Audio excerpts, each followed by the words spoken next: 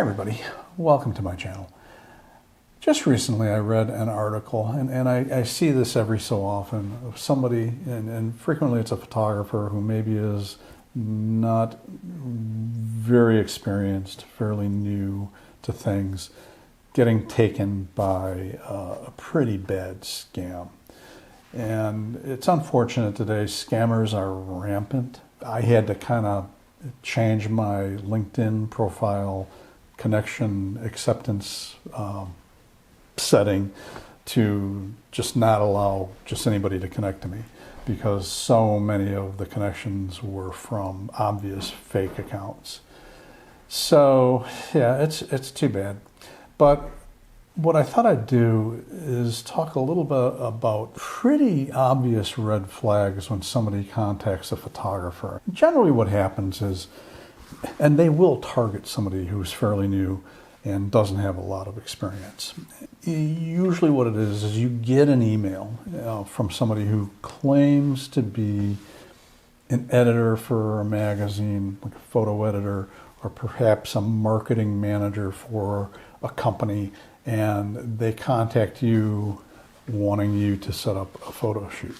And the thing is, if you look at these emails, it's pretty easy actually. I mean, if you know the techniques that they're using, it's fairly easy to see these for what they are. First, if you're getting an email from somebody who claims to be a photo editor with a magazine or working for a company, you need to look at their email domain, because if it does not match the domain for that publication or that company, that's a red flag. Or if it's a variation of that company's name, or it is that company's name, but it's really not their website, because let's say the company has a .com and you're getting an email from a .net or a .org, that's a red flag. A simple one is spelling and grammar mistakes. A lot of these scammers, English is not their first language.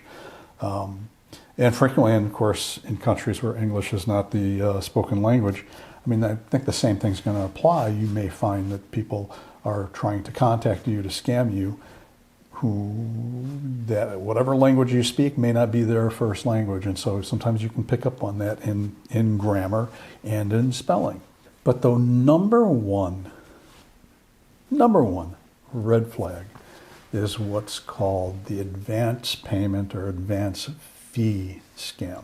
No legitimate client is going to tell you that they're going to pay you up front and then have you keep some of that money and pay somebody else.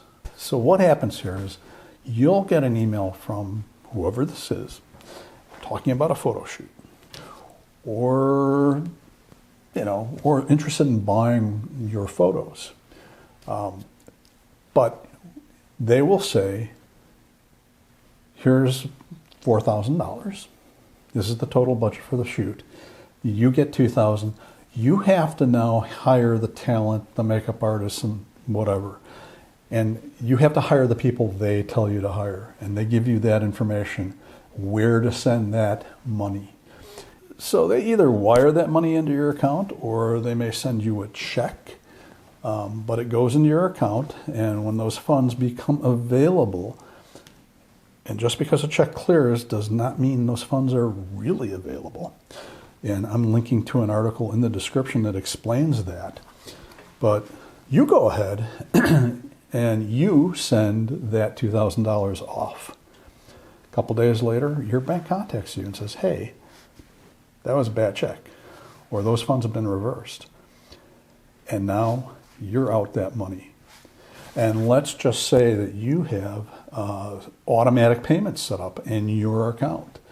And now there's not enough money to cover those payments. Now you got a real problem. So that is the number one biggest giveaway. Nobody legitimate is ever going to do this.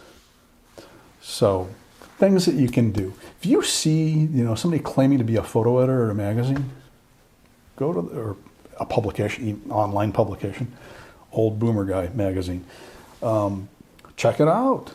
Go to that website. See if that person actually exists, because sometimes they do. Sometimes they're being impersonated. Contact that publication or company. Say, hey, I got this communication asking to set up a photo shoot. Did you guys really do this? Because nobody is going to contact you out of the blue without knowing anything really about you, without any references, and hire you. That's just not going to happen. So really, you got to be on guard with this. My general rule is, if I get anything emailed to me from somebody I don't know, my default position is it's a scam. And if I check all of these things out, generally I'm right. In fact, I can't remember when I was wrong. It was actually a bona fide somebody interested in contacting me. We did get hit by a scammer once. And it cost us, it wasn't a whole lot of money, but what happened was, and it wasn't an email solicitation. It was actually somebody who was referred to us. It was referred to us, it was referred through a business group that we belonged to. And so there was really no reason to believe that this person was a scammer, but they turned out to be a scammer, much to the surprise of the person who referred them to us. But essentially what they did was, this person came to us, hired us to do some minor updates on their website.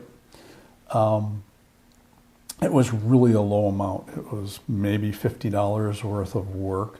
We billed them, they paid.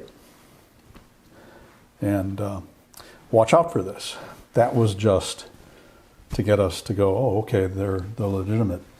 But then what happened was, they wanted to use some of my photographs of Chicago on their website. And we went, okay, fine. And we, uploaded the images to probably Dropbox and then invoiced them for the images, thinking, well, they paid the first time. Guy didn't pay. Just didn't pay for the images. And after calling him and contacting him, talking with him several times, oh, I'm sorry, don't worry about it.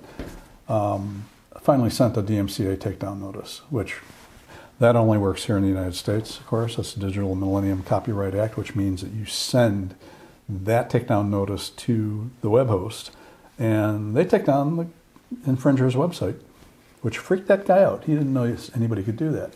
So he immediately, within 24 hours, took those images down. But we never got our money. That was maybe between $100 and $200. If I were doing that again today, what I would do is, I have actually a non-negotiable position on this, is if you want to license an image directly from us, it's going to be done through SmugMug. You can put it up on SmugMug. You can buy a digital download with a credit card. That's it. It doesn't matter who you are. Anyway, those are my thoughts on scams. If you have any comments or questions, please leave them below. If this was helpful to you, hey, pop the like button. That's a big help to me. Thank you for everybody who has subscribed so far. I just hit 900, so only 100 to go to hit 1,000. So that's pretty cool. Let's see if we can get that done in the next month or so. I'm Todd Banner. I will see you next time.